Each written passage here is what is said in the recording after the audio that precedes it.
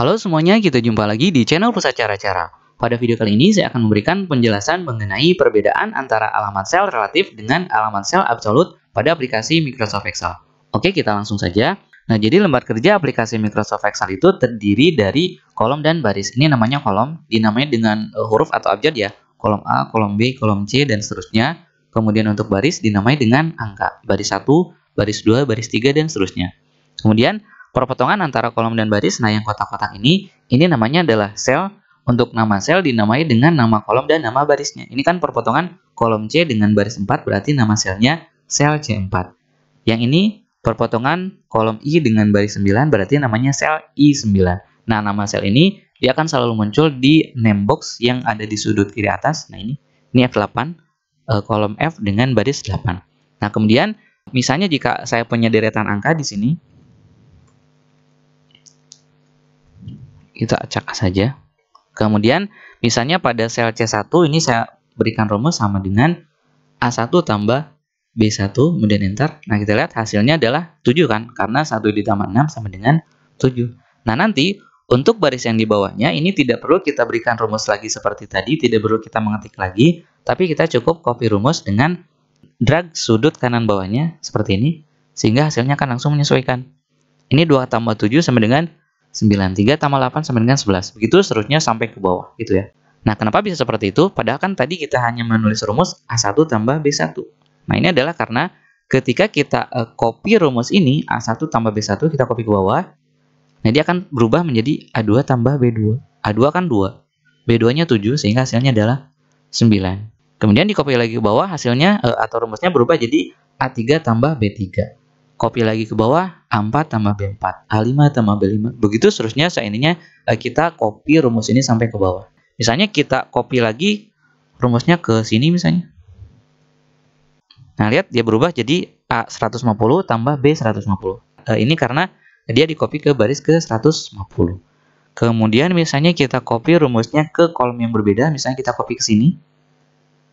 Lihat, rumusnya jadi G4 tambah H4. Jadi ini kotak ini hasilnya adalah hasil penjumlahan antara dua kolom di sebelah kirinya. G4 tambah H4. Kalau kita copy lagi ke sini, dia nanti akan berubah menjadi E10 tambah F10. Kita lihat. Nah, E10 tambah F10. Nah, inilah yang namanya alamat sel relatif. Jadi, alamat sel relatif atau alamat relatif itu adalah alamat yang akan selalu berubah ketika kita copy ke tempat yang lain atau ketika kita pindah ke tempat yang lain, gitu ya. Itu alamat sel relatif. Kemudian bisa juga kita membuat alamat sel yang namanya alamat sel absolut. Caranya adalah tadi kan A1 tambah B1. Nah, untuk membuat alamat sel menjadi absolut, caranya adalah dengan menambahkan tanda dolar sebelum kolom dan sebelum barisnya. Bisa kita ketik tanda dolarnya seperti ini. Dolar A, dolar 1 ditambah dolar B, dolar 1. Nah, bisa kita ketik manual atau bisa juga kita blok seperti ini rumusnya. Lalu kita tekan tombol F4 pada keyboard. Nah, dia akan berubah jadi seperti ini. Kalau tidak berubah, coba tekan Fn dengan F4. Nah, dia akan berubah menjadi dolar A, dolar 1 tambah dolar B, dolar 1. Jadi maksudnya adalah dia mengarah ke A1 dan B1. Yang tanda dolar ini fungsinya adalah untuk mengunci. Jadi agar ketika kita copy rumus ini ke tempat manapun, dia tetap mengarah ke kolom A dan baris 1, yang ini mengarah ke kolom B dan baris 1. Gitu ya. Kita coba, saya enter. Kemudian copy ke bawah.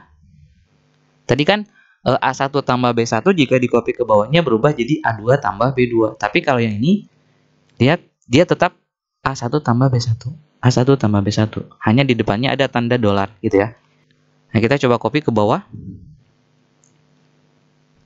Nah, masih ya, A1 tambah B1. Kemudian kita copy ke tempat yang di samping.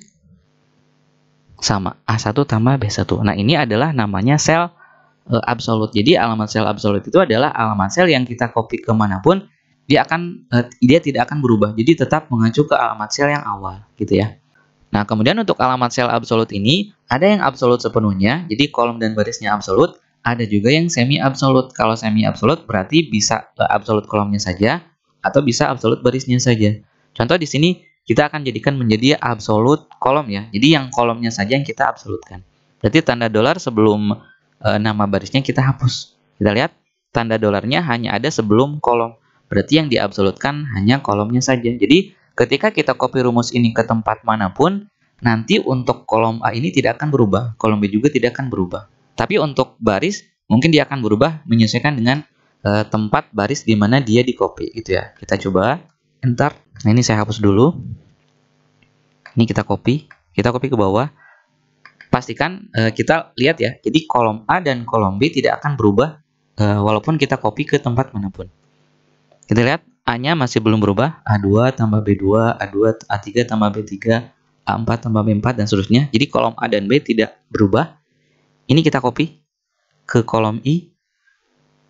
Kita copy ke sini, kita copy ke sini, kita lihat ya. Ini kolom A-nya tidak berubah ya. A1 tambah B1. Kemudian yang ini dia tidak berubah, tapi untuk barisnya berubah. Jadi A8 tambah B8. Hanya untuk barisnya kan untuk kolomnya tidak berubah ya. Ini juga sama. Dia tetap mengarah ke kolom A dan kolom B. Hanya untuk barisnya dia menyesuaikan dengan tempat di mana dia di copy. Karena dia baris di copy-nya ke baris 10, ini berubah jadi baris 10. Nah, itu namanya absolut atau semi absolut, atau yang ini berarti absolut kolom ya. Nah, sekarang misalnya kita akan jadikan ini absolut baris. Jadi yang absolut hanya barisnya saja. Jadi tanda dolarnya disimpan sebelum nama barisnya. Tadi kan dolar A1, dolar B1. Sekarang berubah. Jadi A $1, B $1. Jadi yang diabsolutkan hanya barisnya saja. Nah, rumus ini kalau nanti kita copy ke tempat manapun, kolom A dan kolom B mungkin akan berubah menyesuaikan dengan tempat dia di copy. Hanya saja untuk barisnya dia akan tetap mengacu ke baris 1 karena barisnya dikunci oleh tanda dolar. Kita coba ya. Ini saya enter, hasilnya 7. Ini saya hapus dulu. Lalu saya kopikan ke bawah. Nah, hasilnya tetap 7. Kita lihat. Nah, dia untuk barisnya tetap mengarah ke baris 1. Kolomnya tetap mengarah ke kolom A dan B karena memang dia kolomnya masih belum berpindah ya. Ini kita copy ke bawah, tetap mengarah ke A1 B1, A1 B1. Nah, ini kalau kita copy ke baris dan kolom yang berbeda, misalnya saya copy ke sini. Kita lihat. Dia untuk kolomnya berubah jadi kolom G dan kolom H. Tetapi barisnya tetap mengarah ke baris 1 dan kolom 1. Kita copy lagi, misalnya copy ke sini. Kolomnya berubah jadi kolom F dan kolom B, tetapi barisnya tetap mengarah ke baris ke-1, gitu ya. Nah, ini namanya adalah absolut baris ya, semi absolut, atau di sini absolutnya absolut baris. Jadi yang diabsolutkan yang tetap hanya barisnya saja. Nah, kemudian kapan kita harus menggunakan alamat sel relatif dan kapan menggunakan alamat sel absolut? Nah, itu tergantung dari kebutuhan kita. Misalnya kalau yang contoh yang tadi ini kan A1 tambah B1. Nah, di sini kan kita ingin agar ketika kita copy ke bawah dia menyesuaikan, berarti otomatis kan harus berubah ya. Berarti ini harus kita set menggunakan alamat sel relatif gitu ya. Nah, tetapi kalau misalnya kasusnya seperti ini, saya punya tabel seperti ini diskonnya 5% untuk member. Di sini nanti harus muncul kan diskonnya 5% dari jumlah harga. Nah, misalnya kalau di sini kita berikan rumus sama dengan jumlah harga atau F4 kali diskon. Diskonnya kan di sini C1. Ini kalau kita enter kan hasilnya masih aman, masih normal, tidak ada yang salah. Diskon di sini adalah 300.000 dikali 5%, hasilnya 15.000. Nah, tapi masalahnya kalau kita copy rumus ini ke bawah, nah dia akan jadi error seperti ini. Kita coba analisa kenapa ini bisa menjadi kosong. Kita coba double klik. Nah, ini ternyata rumusnya F5 kali C2. F5-nya benar, dia mengarah ke jumlah harga, hanya saja diskonnya dia mengarah ke C2, sementara C2-nya kan tidak ada nilainya atau kosong. Sehingga hasilnya adalah kosong. Kemudian yang ini F6 kali C3. F6-nya benar, mengarah ke harga, tapi C3-nya isinya kan satuan. Angka dikalikan dengan teks tidak akan ada hasilnya, sehingga dia error seperti ini. Nah, gitu ya. Nah, jadi pada kasus seperti ini, maka kita tidak boleh menggunakan alamat sel relatif. Tapi rumusnya kan harusnya seperti ini ya. Sama dengan F4 dikali, kemudian klik C1. Nah, ini yang C1-nya kita set absolut. Kita tekan tombol F4.